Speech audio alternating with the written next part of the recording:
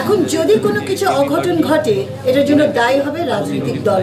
আমরা যে এই খাটনিটা খাচ্ছি, এই যে আমরা যে আপনাদের কাছে আসছি, হ্যাঁ, এটা কি 12 তারিখে ভোট না হওয়ার জন্য?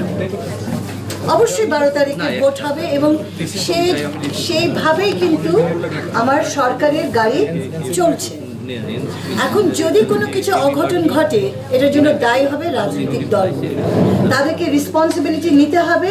এবারকার যে নির্বাচন, এখানে রাজনৈতিক দলগুলোর সুবুদ্ধি, সুমতি, সুআচরণ এবং অহেতুক বিদ্বেষ মাঠকে যেন গরম না করে, এটা কিন্তু তাদের দায়িত্ব।